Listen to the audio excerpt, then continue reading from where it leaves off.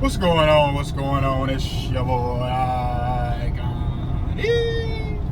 So anyway, this is my first video on how to become an independent contractor and how to evolutionize being an independent contractor from where I started to where I am now, doing independent contract transportation / work.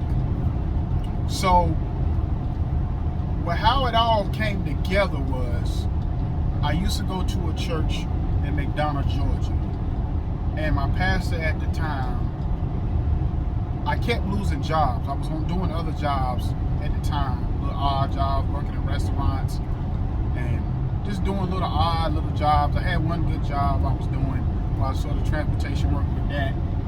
You know, I loved it to death. Didn't work out, so I was getting really frustrated. So at this time, the only thing I think I was really doing around this time was Uber, like Uber and Lyft. Uber and Lyft was cool, but it really wasn't paying. It was keeping me afloat, but the money was kind of slow at times. It wasn't as fast money, and so it was kind of hard to really. And I think at the time we only had one car, so it was kind of hard to like really maximize the days that I wanted to. So I would have to go out at night a lot to try to, on the weekends, to try to make money. That was kind of the bulk of my money. I was probably making $500-600 a week, and I really wanted to make more than that. But at the same time, I wanted something more stable, something I knew that was going to pay me a guaranteed amount of money, but I didn't want to work for nobody anymore. So I ended up, my pastor ended up saying, you know what? She prophesied to me, kind of said to me, she said, look, the reason why you keep losing jobs is God don't want you on nobody's job. You're supposed to have your own business by now, aren't you? I'm looking at her like, yeah, like that's always been my dream, to kind of have doing my own thing. She said, exactly. Why are you not doing it? So I'm kind of looking like, well, there's no more excuses. Every week that you come to church, I'm going to ask you if you started your own business yet. I'm going to stay on you until you do. So I think it might have been like a week or so later, a couple of weeks maybe at the most. I went out, got my EIN. Now, people always question, like, how do you get your EIN? Now, a couple of times, but even before that, I had like a management company that I was managing my brother in Florida, whatever. A couple of other artists I was dealing with, and I knew then that getting the EIN was very easy. All you have to do is call IRS, tell them that you want the EIN, and ask you what type of business you run in, whatever, and they'll send you one for free. It was just that simple. They email it right there to you on the spot. So I said I knew that was pretty easy. Then I went and decided to get a LLC. The LLC really wasn't that hard to get. Basically, go home and fill out the information. Once everything is approved, they send you your information in the mail within a couple of weeks. You could get it expedited if you want it quicker, and pay the little extra fee, or you could just let it take the time it takes to get to you, which is probably about anywhere from, I think it was like 14 to 20 days, 21 days. Might even be faster than that. This was in 2016. So once I got that in hand, I started looking for ways to make some money, getting a run around. So I found a company where the first thing I was doing, I was delivering.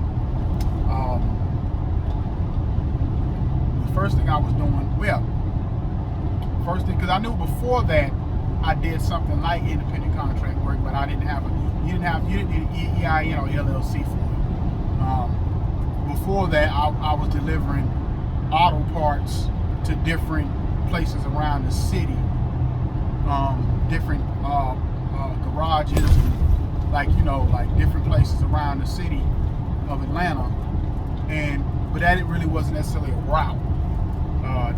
But it was a guaranteed amount of money. Like it paid me like $560 a week, but I was probably spending $250 a week in gas because there was what they call hot shots.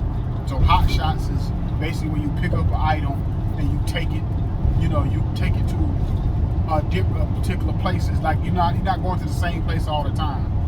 You grab you, because we would basically come into the warehouse, and you would actually, it was almost like you took turns. So like you might walk in, and let's say it's 4 people in there waiting. So you'll wait until it's your turn to grab whatever part came up, and wherever it goes, you had to take it. It could be 5 minutes up the road, it could be an hour down the road, it could be 30 minutes down the road, whatever. Because in Atlanta is one of those cities, if you don't know about Atlanta, the traffic is crazy. So certain places that may take you out of the way, where you're gonna spend a little bit more gas, burn a little bit more gas to get to and get back.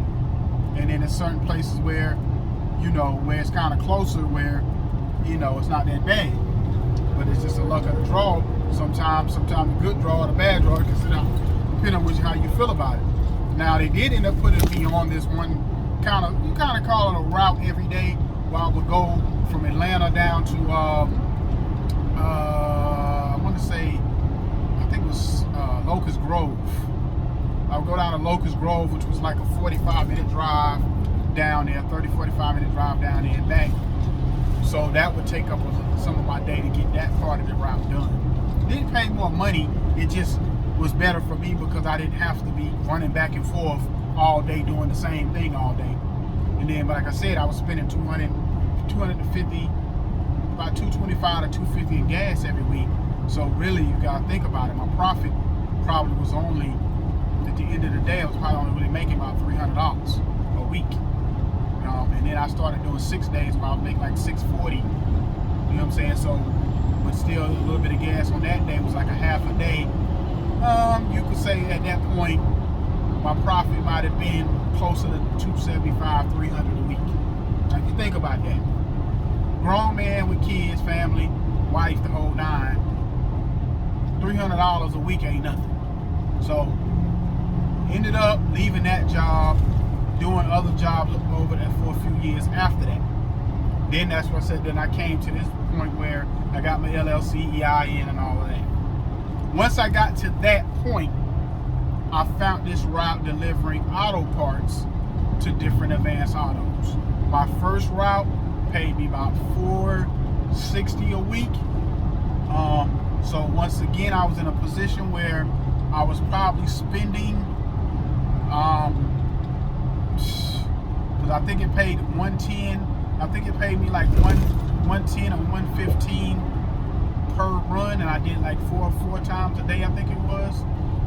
And it was probably like about $110 per run, something like that. So it was probably like $450 I was getting paid.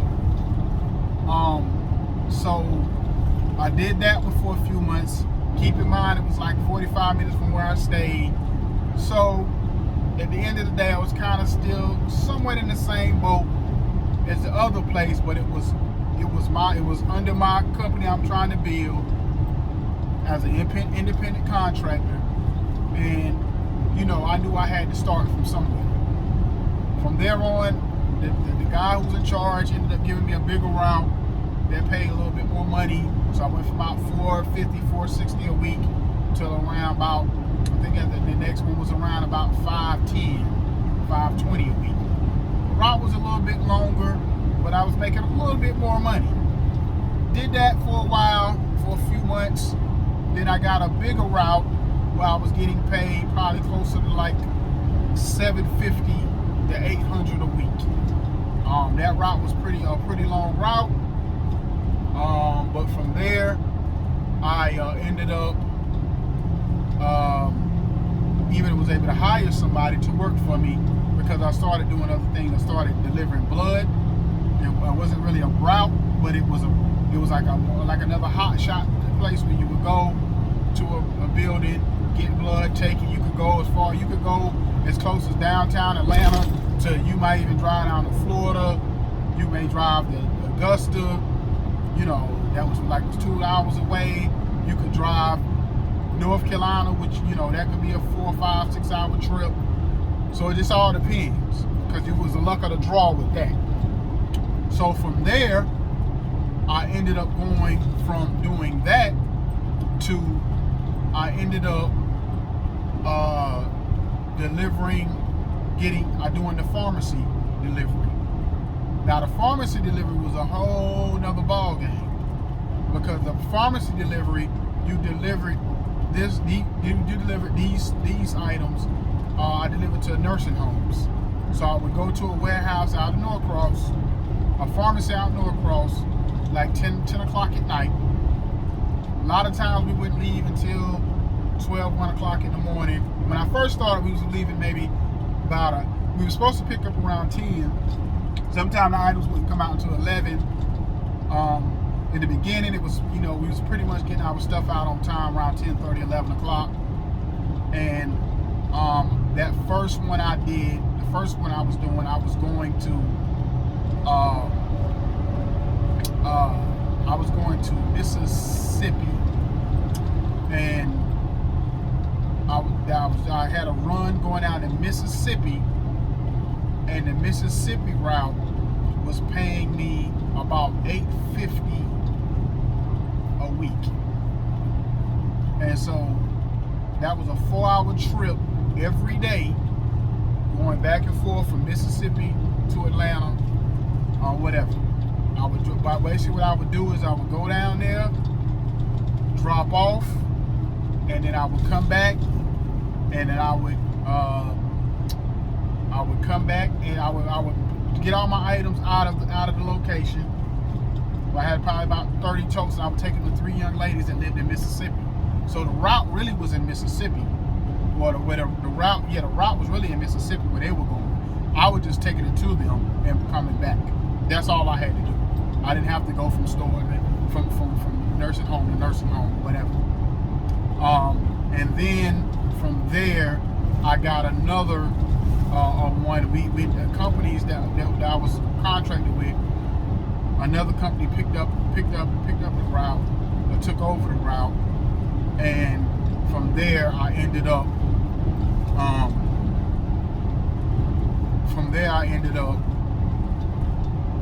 Basically doing the same thing, but I had somebody working with me. So instead of me working 7 days a week, I was only working 4 days a week, and I let him work 3, because it was kind of taxing on me. I'm not gonna lie. There was a lot of driving, wear and tear on my vehicles. I had a Nissan Sentra that started off with that. Then I had a Malibu. I had a van. The van is where I was able to get all these items when I was doing that particular run. So I had several vehicles over that time frame that I was running out of. So it was very taxing on my body.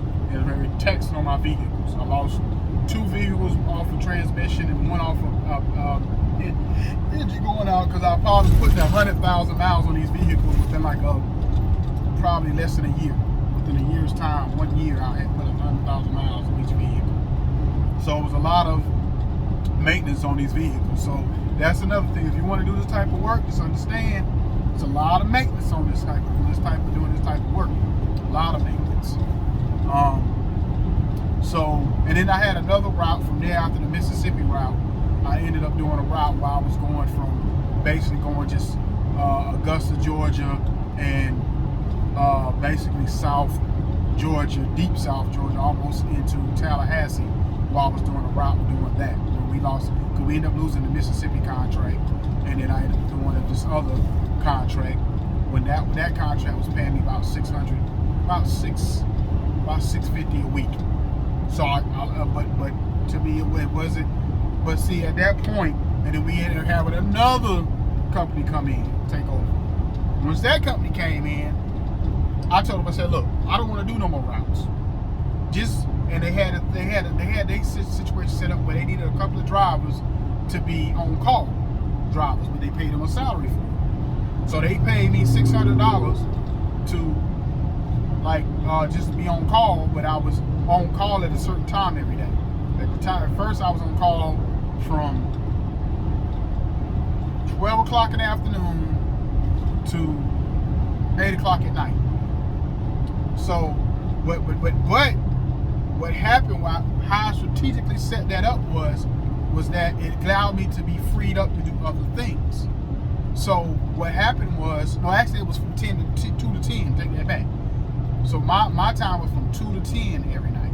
So with that set up for me to get up in the morning, if I wanted to do Uber, if I wanted to work with other contract companies. I had another contract company where I was delivering all types of stuff across the city, whether it was food, whether it was anything. I delivered paintings, I delivered all kind of different stuff. So I had another route that I was doing with that. So I had this route in the morning, route at night, and then at the same time on the weekends I might do a little Uber and Lyft. So basically, for me going to make about doing this other route, I was probably making an extra $400 a week to my Ubering on the side. So I was probably making anywhere from probably about $900 to $1,200 a week. You know what I'm saying, or whatever, doing this, whatever. Because when I was doing the pharmacy on call, I would go away from Atlanta all the way up to near Charlotte, Mount Airy, North Carolina, over to Alabama, Birmingham, Bessemer, places like that. So it was decent money. And then what happened was, the way that contract was set up was, it was either the big or the two. There's either a salary of $600 a week minimum, or whatever I made on those on-call runs. So just say, for argument's sake, if I made $1,200, if I did $1,200 in runs that week, then I would get paid the $1,200 versus get paid the salary. So that kind of worked out. And then I told the guy, I said, well, look, and it kind of got, at first I was booming with it. First month or so, I was making about $1,400, $1,500 a week just doing that. I didn't even have to do the other stuff as much or whatever, because the other stuff was a contract, but it wasn't like a demand. Like I didn't have to do it every day if I didn't want to. So, but whatever. So, because it was a hot shot contract, but I could do it when I wanted to. So that freed me up. Just like doing Uber and Lyft, you do it when you want to. So I was making about $1,400, $1,500 a week. I'm cool with that. All right, cool.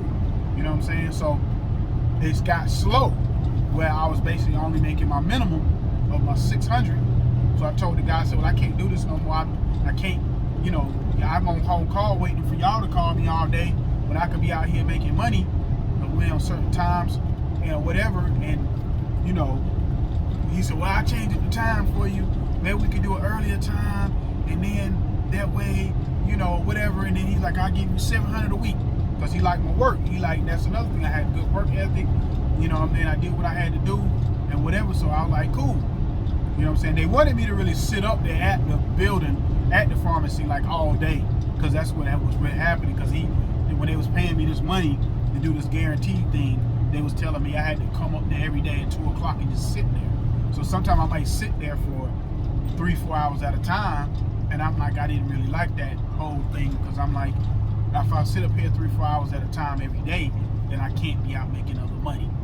So I was like, I said, I get here as fast as I can possibly get here, but I'm not just sitting up here for 3 or 4 hours every day just to get paid $600 a week. That's, you know, didn't make any sense to me. So ended up giving me the 7. I did it for about a month or whatever.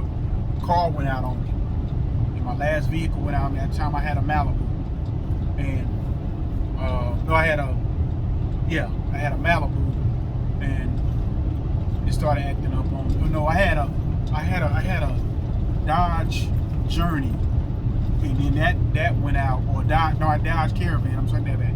Had a Dodge Caravan. I wrecked the Dodge Journey, but that's a story for another day. I'll tell you in another video how I wrecked that, what happened on that one, doing this type of work. But anyway, I had that Dodge Caravan, and the engine ended up going out on it, and I lost that, so I was down to my Malibu. So I had to let it go, because I was like, nah, I can't. It's my only vehicle. I can't risk losing this one. So I could scale back with just doing Uber, Lyft, and then runs around the city. That wasn't so taxing on my vehicle. And then I ended up getting my van fixed for a while, and then my van finally went out on me. And so after that, I was down to the one vehicle. That was it. So I said, man, I got to figure something else out. From that point, I found the company. A friend of mine, good friend of mine, was working for a company, transportation company, that basically when you pick up vehicles and you drop them off and you deliver them around the country. And when she first told me about it, well, let me go back for a second. So when I was doing the Uber and the Lyft, the crazy part about it was, see, this is why sometimes how networking and stuff comes into play. So in between the time I was doing the Uber and the Lyft and trying to figure out what my next move and my next play was gonna be, I worked for one company and they wasn't really that good.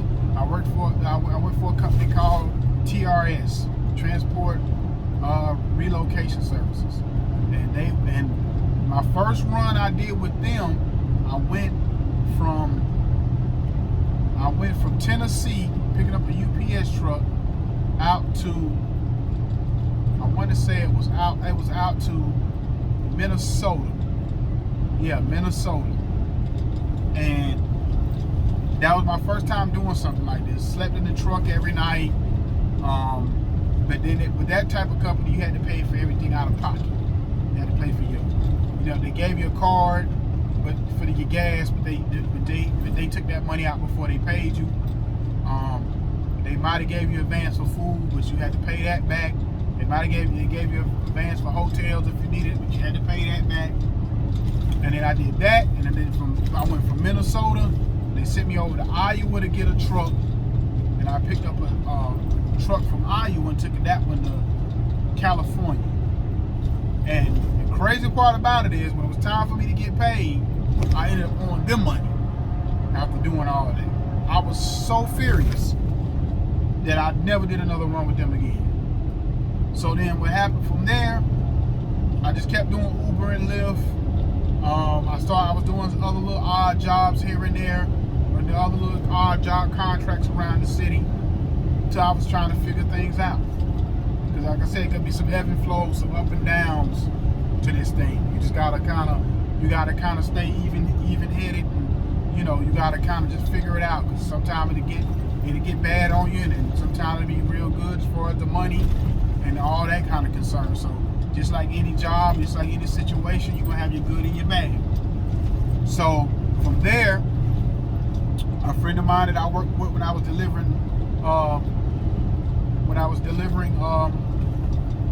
to the pharmacy, she started working for the company I'm with now, TSOA, Transport Solutions of America. So when she started working for them, she told me about it maybe like a year ahead of time. But the thing about it is, this type of company is, when you work for a company that's delivering vehicles all over the country, you have to stay gone. You have to be on the road for a couple of months at a time. And so at the time, I had a son that was about to graduate high school, so I had to keep plugging away at what I was already doing and making money doing Uber, Lyft, doing little hot shots around the city, trying to make ends meet. Probably making about $800 to $1,000 a week, or whatever. For the most part, some weeks we might be less than that, or whatever. So I was trying to just stay afloat, doing what I was doing on that end. Finally, I decided to jump on it and make it happen. It was one of the best decisions I made. From there, I make real good money.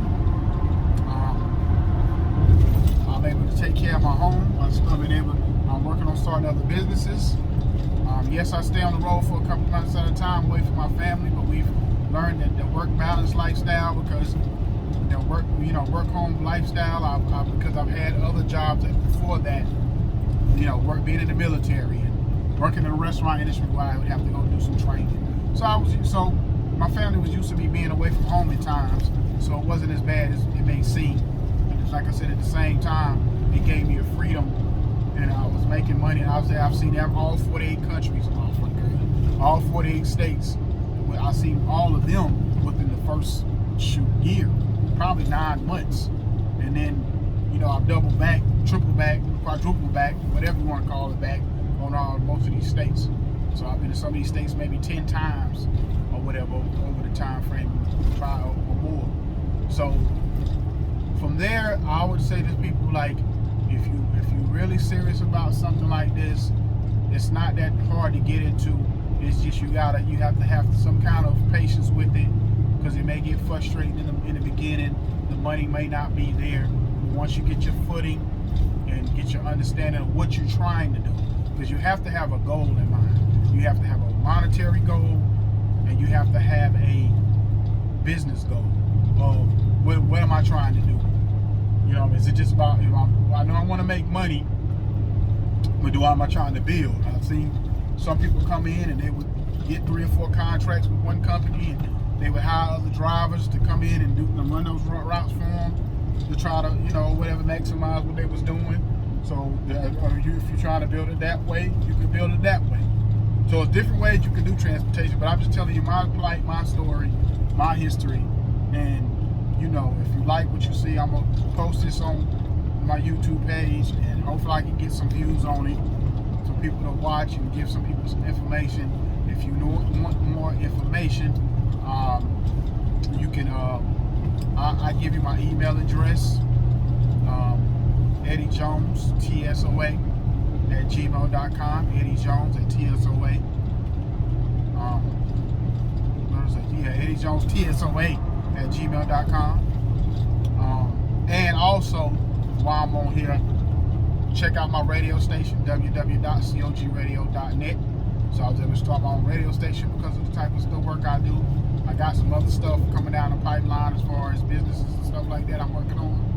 Some extra businesses. I'm just trying to take my time with that. I already got the website for it set up for the other business I'm working on. It's a Shopify business. To let y'all know, it's a Shopify business. But I'm just, right now I'm trying to really, because I was trying to chew off more than I can bite, or bite them more than I can chew.